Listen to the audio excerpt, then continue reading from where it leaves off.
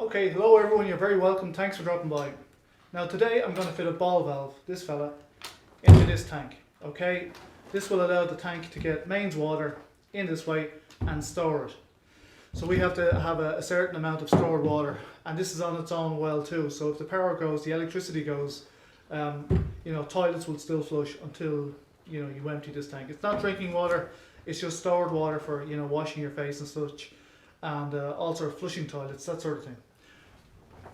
Okay, so I'm going to drill a hole in the back of the tank for the ball valve, and I'm going to drill a hole in the side of the tank for an overflow.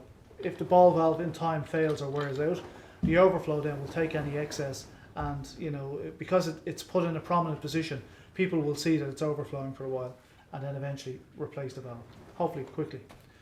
So that's it, here we go, we're going to drill this tank now. Okay, just to give you measurements on how high or whatever to drill the tank. This came with a back plate. Okay, the back plate just spreads the load of the ball valve so that if there was a pipe pulling on it, it gives it a bit more surface area within the tank, so as it doesn't wreck the tank. But anyway, you should support your pipe work, and it shouldn't be pulling on the tank. If you've got a pipe going out miles down and putting a lot of weight on the tank, that's not good.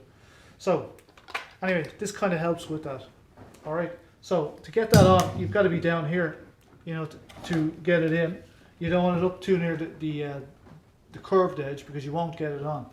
So essentially, I've just come down from there's a seam on this, I'm just down from the seam. And it gives me a position about 50 mil down, about 2 inches down from the top. So I'm going in about there, nice and slow. So once the pilot bit goes in, try and keep the drill square, perpendicular off that surface. If it wobbles all over the place, it's going to make the hole bigger, and you don't want to make the hole bigger.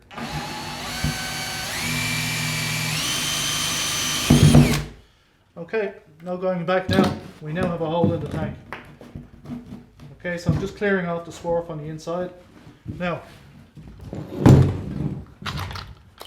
okay, so here's our ball valve. They come with 2 back nuts. Okay, so I'm just screwing that one off. So here we go. That's a lovely fit. Alright, the back nuts have a kind of a step on them, if for fitting different size holes or whatever. But we want flat shoulder to flat shoulder, which is what we have now. Okay, we have the hole drilled in the tank now. Okay, my finger's in there now. You can see that. Okay, so look, I'm going to put some PTFE tape on this. It just stops any water getting out around the threads. Okay, so alright, go in the direction of the thread. Okay, so for me it's this way. The thread's going to wind up on that. Okay, now that puts a seal between this nut and the thread. I'm just winding it up by hand. Okay, so you can see that. I'll just tear off the excess so it doesn't get caught in anything. Okay, now that's going to go against this. This is our support plate. Okay, I'm going to put that on. It just spreads the load a bit.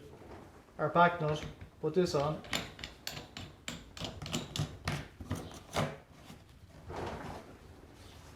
Okay, and that's it. And now we just need to tighten it. Okay, so these are plastic nuts and metal spanner. So you don't want to go too tight because you're going to strip the threads on the plastic nut. I'm holding the ball valve in here into position. I'm putting this on it and I'm just going to rotate it so it's nice and tight. So look, it's tight. This thing is on it, supporting some of the weight. Maybe you can see that move a little bit. And I might need to bend the arm on the ball valve to facilitate the water to come up higher, because at the moment it's down a bit, but I can bend it no problem. And if I bend it, the level comes up to the height I bended it.